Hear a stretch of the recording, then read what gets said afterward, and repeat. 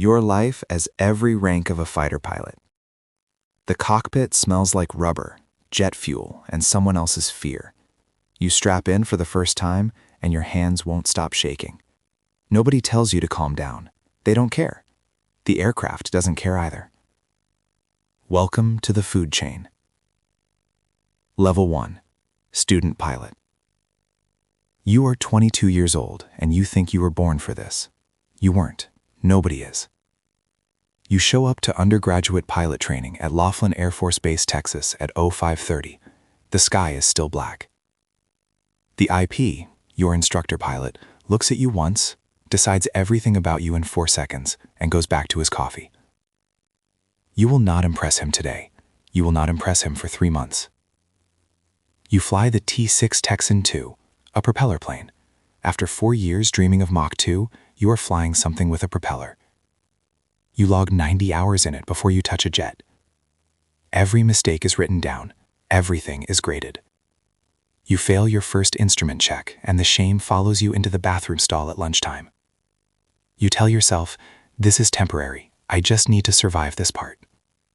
You don't know yet that every level feels like that. Level 2. Wingman. You've earned your wings. There's a ceremony. There are photos. Your mother cries. 24 hours later, none of that matters. You report to your first operational squadron, and you are, again, the lowest thing alive. Your job as a wingman is not to fly. Your job is to not embarrass your flight lead. You hold formation. You check 6. You keep your mouth shut on the radio unless called. You make $52,000 a year, and you feel rich until you see the bar tab your flight lead runs without blinking. There is a code you were never given in writing. You learn it by watching. You don't park in the wrong spot. You don't speak in the debrief until the senior guys finish. You buy the first round on Fridays, always, without being asked. You nearly clip a tanker's boom during your first aerial refueling. You tell no one. You go home and sit very still for 45 minutes. Then you drive back to the base and volunteer for the 0400 brief. Level 3. Mission Qualified Pilot. 3 years in, you can actually fly now.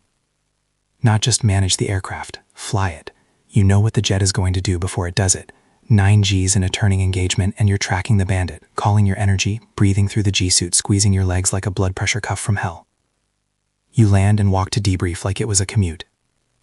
You start getting called to brief junior guys. They look at you the way you once looked at your flight lead. It feels strange, and then it feels good, and then you stop noticing. Your ex-girlfriend says you're different, harder to reach. You tell her she doesn't understand the job. Both of you are right. You go back to the squadron.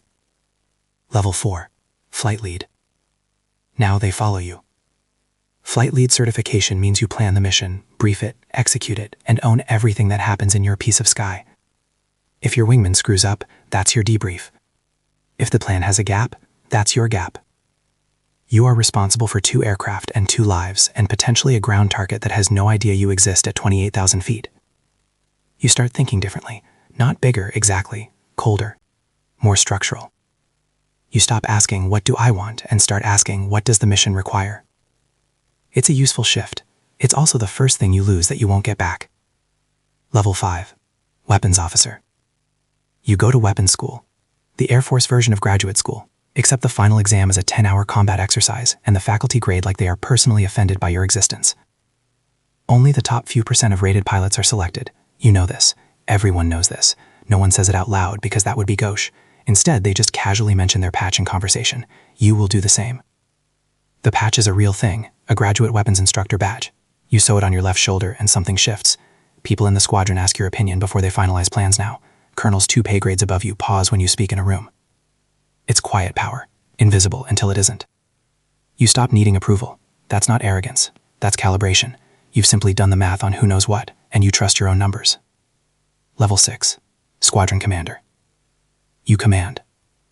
24 pilots, 12 aircraft, a budget with more zeros than you expected, and more constraints than anyone told you about. You have been flying for 15 years. Now you fly maybe 40 hours a month if you fight for it. The rest of the time you manage.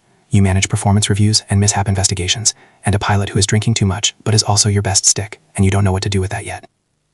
A 23-year-old lieutenant asks you what the job is really like, and you give him the version you wish someone had given you. Not the honest one, the useful one. You've learned the difference. You make one decision that you will think about for years. You don't talk about it. You move on. That's the job. Level 7. Wing Commander. You run the base now. 5,000 people, multiple squadrons, a flight line that never sleeps. You sit in briefings where the decisions have names attached to them, real places, real coordinates, real consequences. You are 3 layers on the pilot who will execute what you plan. You will never know his name. The phone rings at 0213. An aircraft is down, mechanical, crew is safe. You listen, you respond, you hang up, and you lie back in the dark for 20 minutes doing math about what you almost lost tonight. People call you sir constantly and mean it with genuine weight, and you stopped hearing it. Power becomes ambient. You stop noticing it like you stop noticing the sound of your own heartbeat. Your marriage is good in the way a building is good, functional, stable, load-bearing. You both know it, neither of you says it. You've been in this long enough to know that's not failure. That's just the cost of the altitude you're flying at. Level 8. 4-star General. There are 41 active 4-star generals in the United States Air Force. You are one of them. You do not fly anymore. You flew for the last time 3 years ago, and you knew, climbing out of the cockpit, that it was the last time. And you took an extra 30 seconds on the ladder just standing there with your hand on the rail. No one saw. You didn't let them. Now you move in rooms where everything has already been decided before the meeting starts. You understand this. You participated in the deciding. You are the architecture. People show you deference that has nothing to do with you personally.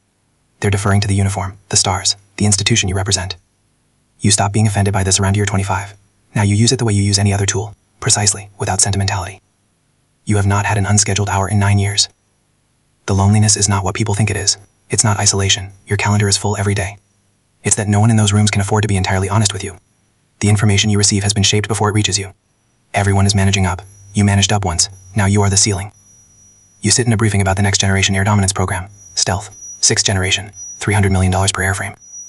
You think about a T-6 Texan II in the black Texan sky and a 22-year-old who couldn't stop shaking. You don't smile. You sign the document. Somewhere in Laughlin, Texas, a T-6 lifts off the runway at 0611 in the dark.